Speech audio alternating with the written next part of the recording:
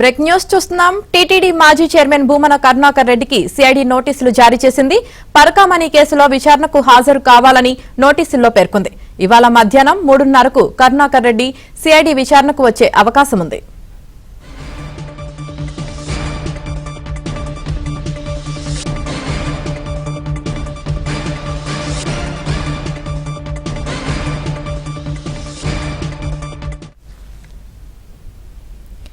TTD మాజీ chairman Bhumana Karunakar రెడ్డికి CID నోటీసులు జారీ చేసింది. ఇక ఇదే అంశానికి సంబంధించి పూర్తి సమాచారం మా ప్రతినిధి దినేష్ అందిస్తారు. దినేష్, మొత్తం మీద పరకామణి కేసులో ఏదైతే రవికుమార్ విదేశీ అమెరికన్ కరెన్సీని తీసుకెళ్లి కోట్లాది రూపాయలు ఆస్తులు కూడా పెట్టుకున్న క్రమంలో ఆ కేసులో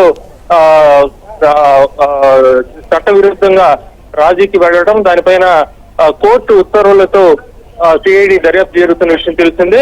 ఈ నేపథ్యంలో ఆ రాజీ జరగడానికి బోర్డులో తీర్మానం చేయడం జరిగింది. బోర్డు తీర్మానం జరిగేటప్పుడు భూమన కరుణాకర్ రెడ్డి చైర్మన్ గా ఉన్నారు.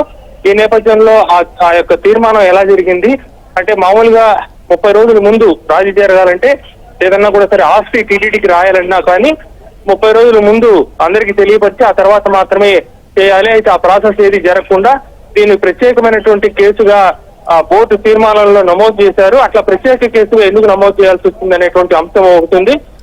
దాంతో పాటు అయితే ఇతను చనిపోవడం జరిగిందో ఆ చనిపోయిన వెంటనే అది ఆత్మహత్య అని చెప్పి కరుణాకర్ రెడ్డి ఒక వీడియోని రిలీజ్ చేయడం జరిగింది.